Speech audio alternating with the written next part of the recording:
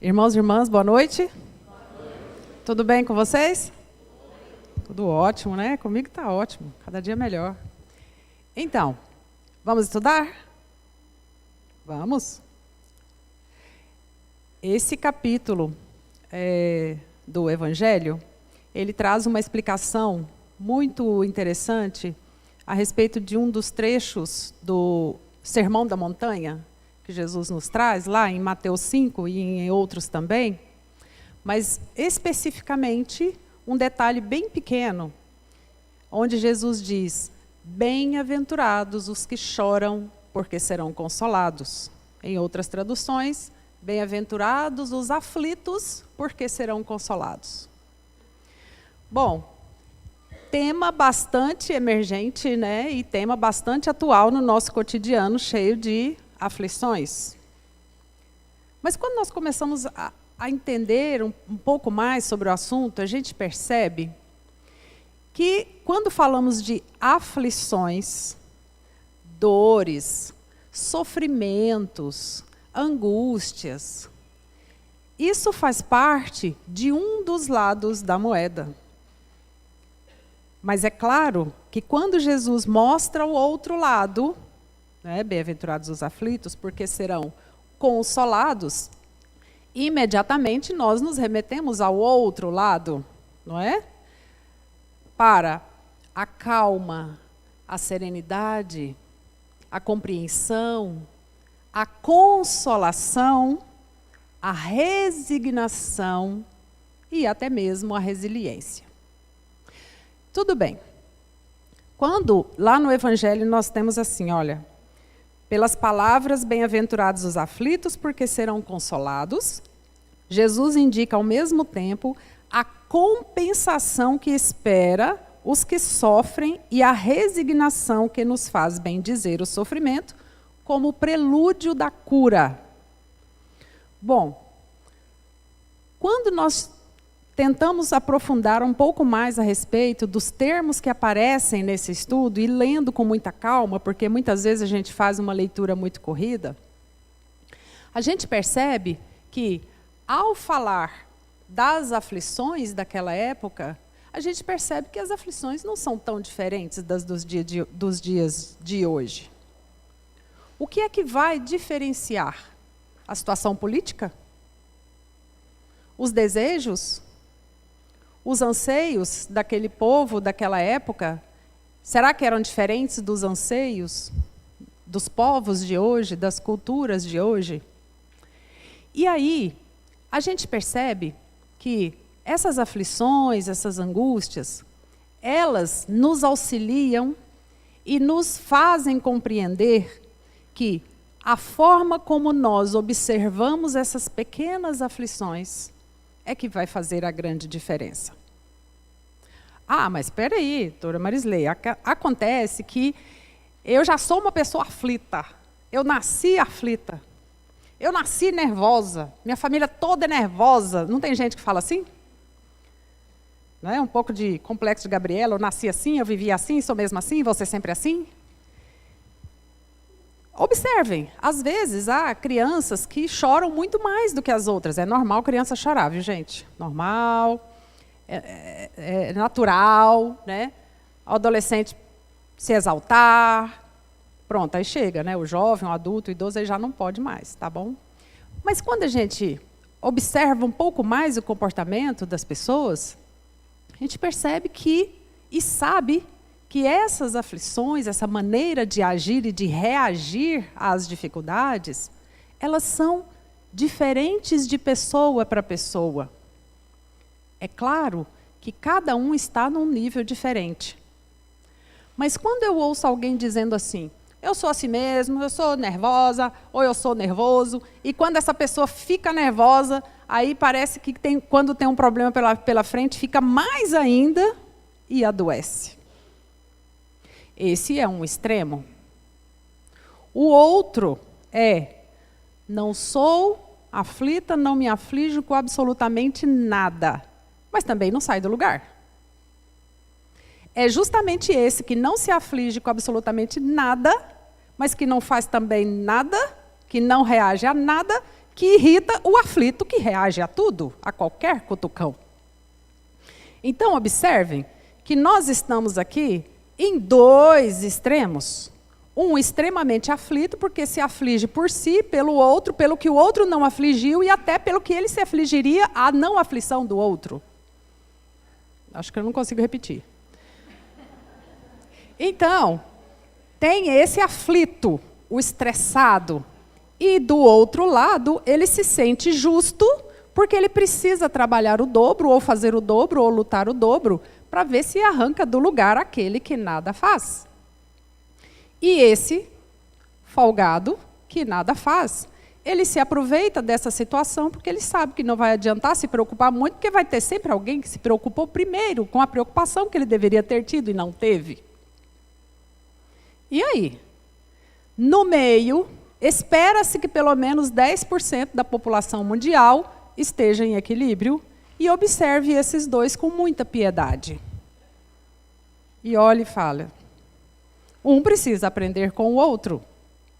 Mas os irmãos entendem que isso forma um ciclo vicioso, né? Onde um vai sustentando o outro? O que a gente precisa entender disso? Que nós precisamos sair desses extremos, e esse do estresse, ele precisa saber que ele não pode controlar tudo e todos. Nem as leis da natureza nós conseguimos. Ó, se Jesus lá aplacou uma tempestade, a gente não consegue. Mas nós conseguimos olhar na internet para saber se amanhã existe uma probabilidade, qual é a porcentagem de chover amanhã ou não, e sair ou não de guarda-chuva, não é verdade? Não podemos controlar o tempo, mas nós podemos fazer uma adaptação para sobrevivermos melhor. Mas, do outro lado, existe um medo muito grande de agir e errar, de reagir e piorar. Não, porque eu concordo, às vezes é melhor não reagir do que piorar a situação, não é verdade? Mas será que não é justamente aquela aprendizagem que eu preciso ao dizer um não? Ou não posso agora? Ou gostaria muito, mas o momento agora não é o adequado? Saber justificar, né? Sair da inércia e falar, não consigo passar nesse concurso super, super top. Mas eu consigo passar nesse menor? Equilibro um pouco, estudo mais um pouco e passo nesse maior. E vou subindo os degraus como tudo na vida. Mas quando Jesus fala assim, de resignação, a gente entende que nesse meio termo aí, nós temos a resignação, que é justamente entender o significado, né? Ressignificar algo, recapitular aquela ideia e verificar de uma outra forma, não tendo a intenção de mudar. Veja bem, quando eu estou resignado diante de uma perda de um ente querido, ou diante de qualquer situação que venha contra as minhas ideias, né, ou contra algo que eu gostaria muito e que não se realizou, se eu entendo, eu consigo me resignar. Mas qual é o argumento? De vez em quando até eu me pego. Olha, eu até entendo, agora aceitar vai demorar um pouquinho. Não é? A gente entende, compreende. Mas daí aceitar e conviver com a situação exige um pouco mais de evolução. Então, se resignar é não ter a intenção de mudar algo, seja porque eu compreendi ou porque eu não consigo mesmo, né? Eu posso me resignar por não ter poderes de mover essa jarra aqui agora. Pronto, eu não tenho, né? Telecinesia, eu não posso mudar, pronto, estou mais do que resignada. Mas e o que eu posso mudar? Se resignar diante daquilo que eu posso mudar, aí já é acomodação. E a frase que mais se ouve é, eu nunca vou dar conta. Ou então, às vezes, a gente ouve pais dizendo para o filho, não dá conta, você é coitado, nunca vai dar conta. Nunca podemos falar isso. para uma criança ou para qualquer pessoa. Porque pode ser que ela não consiga hoje, mas pode ser que consiga amanhã. Porque existe uma coisa chamada tempo. Conta-se que um pai, com 4 filhos, isso está aí na sabedoria antiga, queria que seus filhos aprendessem algumas lições. E enviou um filho para observar as árvores frutíferas. Enviou um no verão, outro no outono, outro na primavera, no inverno e outro na primavera. Ao final do ano, ele sentou com os filhos e perguntou: e aí? Para o que foi no outono? Como estavam as árvores? Descreva-me. E o filho falou: ah, pai, é muito triste, né? Tudo cinza, folhas caindo, galhos nus. Não gostei muito, não. E perguntou para o outro, que foi ao inverno. Ah, não, tudo branco, tudo sem graça, sem nada de flores, nem frutos, não. Aí nem flores. E aí perguntou para o outro, que foi para a primavera. Ah, bom, aí depende de cada país, né? É uma época. A primavera, olha que beleza, que maravilha. Quero voltar lá todo ano, é fantástico, é incrível. É igual quando vai em clube que antes da reforma e depois da reforma. Você vai dizer, não, vá nunca lá não, é horrível, né? Água contaminada e tudo. Depois, não, fui lá, ótimo. Né? Mundo florido, maravilhoso. Perguntou para o outro do verão, é bom, mas assim, quase que não deu para ver nada, muita chuva, né? Até tentei ver, mas não deu. O que ele quis dizer com isso? Que todos nós passamos por estações diferentes, de sentimentos em níveis diferentes. Então, às vezes, nós julgamos a capacidade de resignação diante dos problemas e das limitações por um momento. Mas nós não podemos generalizar. Pode ser que aquilo que eu não consiga fazer hoje, se eu treinar e pegar firme várias vezes, eu posso conseguir fazer mais adiante, assim como qualquer pessoa. E com isso a gente entende a necessidade de, às vezes, chorar, sim, em cima, né? Derramar lágrimas, mas ali, lutando, firme, até conseguir. Mas existe um outro termo importante, quando a gente estuda resignação, que se chama resiliência. Os irmãos já ouviram falar. Quem for da área de exatas aí, ou da física, sabe o que é resiliência. Você altera um corpo, né, um elástico, por exemplo, e ele volta. Você altera e ele volta. Né? Altera e ele volta. Mentalmente ou emocionalmente, a resiliência foi trazida para o campo comportamental e para o campo emocional como aquele sentimento capaz aquele indivíduo capaz de passar por dificuldades, por limitações, por desafios e voltar ao equilíbrio. Provavelmente vocês devem conhecer pessoas assim, né? Que são pessoas que passaram por inúmeras dificuldades, inúmeras lutas, tiveram uma infância terrível, né? E hoje são pessoas que venceram na vida. Né? Casais que passaram por quase divórcio, mas que conseguiram vencer e hoje estão como namorados pela primeira vez.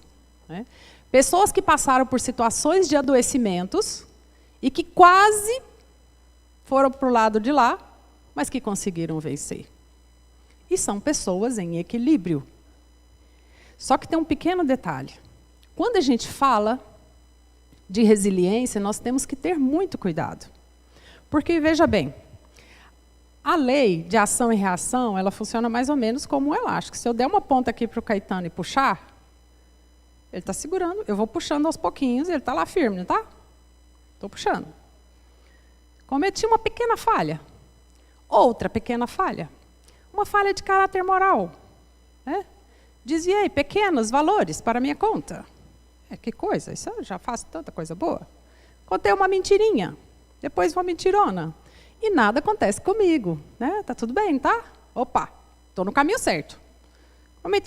Cometi um erro profissional. Ninguém viu. Passei no sinal vermelho. Não tinha fotossensor, eu só chamo aquilo de biscuit, né, né, passarinho, né? E aí, imaginem o que é que vai acontecer com esse elástico quando... sim, aí eu vou confiando na misericórdia divina, que é imensa, né? Só que ele age, Deus age por meio de suas leis. Imagine quando eu chegar ao limite dos meus créditos. Estou falando dos créditos que a gente traz e os que a gente tem no decorrer das outras coisas boas que nós vamos fazendo. Esse elástico vai se soltar e vai me ferir. E eu não vou mais conseguir fazer coisas erradas. Seja porque eu fui pega, ou porque eu perdi alguma capacidade por alguma razão. Então, meus queridos, nós precisamos prestar atenção, porque às vezes nós estamos resignados e estamos resilientes, né? As coisas vão acontecendo, a gente vai deixando, né? Tá, tudo bem, deixa dessa vez. Então, qualquer ação equivocada, ilegal ou imoral, por menor que seja, nós não temos que ter adaptação diante delas. Nós temos que reagir e evitar que ela se repita. Porque, olha só, lá no Evangelho diz assim, essas palavras podem ser traduzidas, aquelas, né, bem-aventurados aflitos. Deveis considerar-vos felizes por sofrer, porque as vossas dores neste mundo são as dívidas de vossas faltas passadas.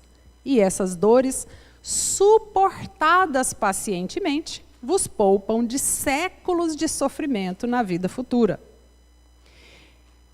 Isso significa que a gente tem que ficar feliz com o sofrimento?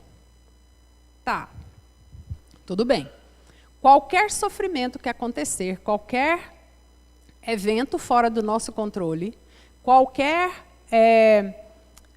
acidente ou problema de saúde, ou qualquer injustiça que venhamos a sofrer, todos nós já entendemos que elas fazem parte do cotidiano e que são aprendizados. O que nós não podemos criar é o vício de acharmos que toda dor deve vir acompanhada de sofrimento. Porque isso não é verdade. E também que nós nascemos para sofrer. Precisamos parar com isso. Nós não nascemos para sofrer. Nós não nascemos para passarmos por dores. Observem o bebê logo que nasce. Primeira dor que ele tem. Não é a cólica, não. É a fome, né? Tá, tudo bem, obrigado. O parto, né, já, natural, já faz um esforço, né? E aí vamos passando por diversas dores relacionadas ao ambiente em que nós convivemos. Mas veja bem, é provável que na minha infância eu tenha perfurado o pé ou a mão em um espinho por diversas vezes. A reação que eu terei diante daquela dor provocada pela minha interação inadequada com o meio é que vai determinar o meu grau de sofrimento. Então, dores, sim, nós teremos muitas. Mas, meus irmãos, a maioria das dores, nós podemos evitá-las. E os irmãos sabem disso. Mas, às vezes, nós procuramos essas dores com as nossas próprias mãos. Dores de cabeça por baixa ingesta hídrica, né? Dores de estômago por excesso de café ou qualquer outra substância que vá prejudicar o estômago, né? Dores na coluna pela postura, né, errada, no momento de sentar, de deitar, de andar, né? Então, algumas dores podem ser evitadas. E é muito simples. O sofrimento pode ser evitado também nos momentos dessas tais dores, quando nós identificarmos as causas. E aí, lembra que Jesus tem uma passagem, ele conta uma parábola sobre a semente, a parábola da semente, que ele lança o semeador, são várias, né, das sementes. Ele lança os grãos e vai dormir, né, na terra e vai dormir. De noite, de dia, no frio, no calor, essa semente vai brotar e vai gerar espigas. Olha, poucos grãos de milho geram espigas com vários outros grãos. Eu fico pensando, será que isso que a gente planta e colhe centenas de vezes mais, será que isso vale para o bem e para o mal? Será que quando a gente planta o bem é mais ou menos como um milho e que a gente colhe centenas, milhares? E será que o mal, quando a gente planta um malzinho ali, faz uma coisa errada, será que a gente vai colher também? Acho que não. Por quê? Porque tem esse desconto. Jesus nos fala, justamente aí nesse item, bem-aventurados os aflitos, ele é mais para frente também, ele nos fala que nós temos a misericórdia divina e que nós temos uma coisa muito importante, chamada graça. Cair nas graças, sabe quando caiu nas graças? Todos nós já caímos nas graças de Deus. E nós temos a proteção dele. E essa proteção, ela nos dá, e aí às vezes as pessoas custam acreditar nisso, ela nos dá a capacidade de entender que nossas dívidas podem ser pagas sempre que aquela pessoa, ou seja, aquele credor, nos perdoar. Existe uma passagem que Jesus ilustra muito bem isso. Ele conta que um sujeito devia algo para um senhor, e o senhor estava lá quitando as dívidas, ele falou, pode me pagar 1/10 da parte, que tá ok. Ele, tá, ok, ótimo, ficou super feliz da vida. Quando ele saiu, pagou só 1/10, né? Quando ele saiu, foi para a rua, encontrou um outro, né? E falou, paga a minha dívida. Aí lá dá um desconto. Não, vai ter que pagar inteiro. Sabe o que aconteceu com esse trabalhador, né? O outro ficou sabendo e foi lá e cobrou 10 vezes mais. Então, Deus faz assim com a gente. Às vezes a gente deve 100, mas Ele sempre dá um desconto. Fala assim, você pode pagar só 10 que nós estamos quites. É bem assim que Deus age com a gente. Podia ser assim também, né, nos bancos. Não, mas aí, né? Então, essas dívidas nossas, morais, elas são tão delicadas que, se nós soubermos compensar essas falhas morais, acrescentando virtudes, nós vamos ganhando descontos. Como assim? Explica. Vamos lá. Será que a vaidade é uma falha justamente pela falta da humildade? Quer acabar com a vaidade? É só acrescentar humildade, não é não? A humildade é uma senha para muitas falhas. Orgulho é uma falha? O que eu posso acrescentar? Humildade. Eu não sei determinada coisa, estudo o assunto. O que eu vou acrescentar? Conhecimento, sabedoria? Olha, eu não sei ser uma pessoa desprendida. O que você precisa para resolver? Treinar o desprendimento de maneira inicialmente meio forçada. Com o passar do tempo, você estará fazendo desprendimento de forma automática. E é aí que a gente precisa ter cuidado para não fazer tantas negociações com Deus. Como, por exemplo, eu fiz muito bem de 6 da manhã ao meio-dia. Agora eu posso fazer umas pequenas maldades de meio-dia às 6 da tarde.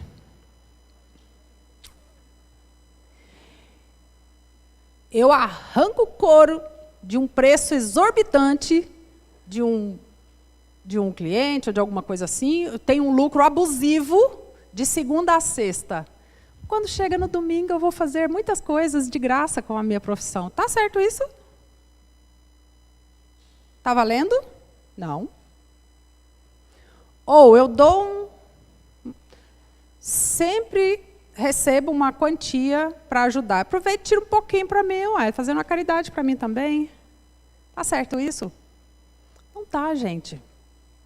Então, muito cuidado com os dribles da consciência para o favorecimento próprio. Aquilo que é seu, que foi conquistado por você, é seu. Aquilo que não é seu, não é seu. Aquilo que não é meu, enquanto eu carregar comigo, a miséria me acompanha, mesmo que seja uma caneta Bic. Por quê? Porque inconscientemente eu estou dizendo aqui, ó, eu não tenho capacidade de conseguir por mim mesma e eu preciso que alguém consiga para mim. Eu estou na posição do folgado. E um folgado sempre irrita um estressado, sufocado. Não é? Então, quando a gente entende isso, a gente entende, às vezes, alguns benefícios de passar por algumas dificuldadezinhas. Porque, às vezes, nós estamos compensando, às vezes, nós estamos pagando umas dívidas, umas determinadas dívidas. E aí, a forma como nós observaremos o sofrimento vai depender do nosso ambiente interno. Conta-se que um sábio gostava de ficar na entrada da cidade, observando as pessoas novatas que chegavam, né, os transeuntes. E aí chegou um indivíduo para ele e perguntou assim, que tipo de pessoa vive aqui nessa cidade? Aí ele respondeu com uma outra pergunta. Que tipo de pessoa vivia lá na sua cidade? Pessoas muito egoístas, malvadas, né? Não fazem higiene adequada, são desonestas. Aí ele disse, pois aqui é justamente esse tipo de pessoa que você vai encontrar. Pronto. Aí entrou desanimado. Daqui a pouco veio um outro e falou, que tipo de pessoa vive aqui? Aí o mestre perguntou, que tipo de pessoa vive lá na cidade de onde você veio? Pessoas maravilhosas, pessoas cultas, honestas, trabalhadoras, né, que conseguem viver bem, repletas de virtudes. Aí o mestre disse, pois é esse tipo de gente que você vai encontrar aqui. Aí tinha um do outro lado escutando ele falar isso, né? Falou, mas espera aí, para um você fala uma coisa, para outro você fala outra? Aí ele, exatamente isso. O ambiente interno, o ambiente interior, a estrutura, o arcabouço moral e espiritual que você tem, é o que você vai observar, é o que você vai viver, é o que você vai atrair. São as simpatias e as antipatias que existem ao nosso redor. São elas que denunciam o que é que nós trazemos por dentro. Porque se nós trouxermos a honestidade, o entendimento das coisas, as pessoas que convivem conosco tenderão a nos enxergar assim e conviver conosco assim, né? Às vezes até com um comportamento diferente, mas elas se adaptam quando nós estivermos por perto, né? Então, quando nós falamos em dor, a dor é só o quinto sinal vital que a gente avalia, ó, pulso, pressão arterial, temperatura, respiração, né? Pressão, pulso, temperatura, respiração e o quinto, que é dor. Se você sente dor, é um sinal vital, ok, você está vivo, porque, né? De outra forma, não sentiria. Mas espera aí que tem a dor moral. A dor, a dor das pessoas que sofrem depressão, é uma dor na alma, né? Tudo bem. O espírito sente dor? Sim, né? Dependendo do perispírito ali, ele sentirá alegrias, dores, né? Mas nós estamos falando de questões fisiológicas. Mas a dor também é um sinal flogístico. Sabe quando você tem uma inflamação? Aí a gente fala que são os sinais, né? Dor, sinal de inflamação. Dor, rubor, tumor, calor, perda de função. A dor, né? O rubor fica vermelho, não fica quando tem uma ferida? Vermelho, rubor. Tumor não fica inchado? Calor, fica quentinho, né? E perda de função. Experimente mexer um dedinho inflamado, né? Então, a dor também é um sinal, é um reflexo de que algo está errado, de que nós estamos abusando de alguma área do nosso corpo. De que nós estamos maltratando, lesionando, intoxicando ou usando de forma abusiva daquela parte do nosso corpo. E aí, como a gente traz aquela parte lá de Jesus que fala que ali haverá choro e ranger de dentes, e que a gente vê lá também em outros textos, fala da questão da dor, a gente quer dizer que nós, queremos dizer que nós não sentimos dor alguma, que nós somos fortes, que sabemos controlar a nossa dor. E aí, no primeiro sinal de dor, o que a gente faz? Toma um analgésico. Mascarando exatamente o que deveria ser resolvido, que é a causa da dor. Então, antes de tomar assim uma providência, antes de tomar o analgésico, tente identificar o que é que eu estou provocando, o que é que eu estou fazendo, qual é a causa dessa dor. Identifique. A maioria consegue identificar isso sozinho. Toda vez que eu como isso, me causa essa dor. Mas eu gosto de comer, então vai sentir a dor. Mas se eu comer dá dor, então não coma. Mas é gostoso, então coma. Mas vai fazer mais, então não coma. Não é assim que faz? Até a pessoa ter maturidade e perceber, se eu tiro isso, se eu corto isso, eu reduzo as dores. A não ser que você use a dor como mecanismo de defesa. Sempre que eu sinto essa dor, as pessoas me aborrecem menos. Marido, vira para lá que eu estou com dor de cabeça hoje. Não recomendo fazer isso. Olha, hoje não vou trabalhar, pois estou com uma dor nas costas. Mas se esquece que de noite dormiu como um camelo, assim, né? Então, meus irmãos, lidar com as dores no nosso dia a dia é um desafio, mas nós podemos preveni-las. Lidar com o sofrimento no nosso dia a dia também é um desafio, mas nós podemos preveni-lo. Mas se Jesus fala, bem-aventurados os aflitos porque serão consolados, ok. É porque eles entenderam a razão da aflição, entenderam porque choram, porque sofrem, porque se lamentam. E não usam a lamentação como um elemento capaz de mascarar a necessidade de evolução. Então, meus queridos, quando Jesus fala, mesmo que seja um pequeno detalhe, a gente tem que tentar entender. Porque todos nós podemos ser felizes, tranquilos, serenos, mesmo diante das tempestades, das dificuldades e das dores e dos sofrimentos. Porque nós entenderemos que o caminho do equilíbrio é sempre o caminho mais sereno, mais tranquilo. Pode não ser o caminho mais fácil, mas é um caminho mais rápido. Então, que possamos entender tudo aquilo que acontece no nosso dia a dia a partir do Evangelho. Que Jesus os abençoe e que Jesus nos abençoe a todos nós. Muita paz. Obrigada.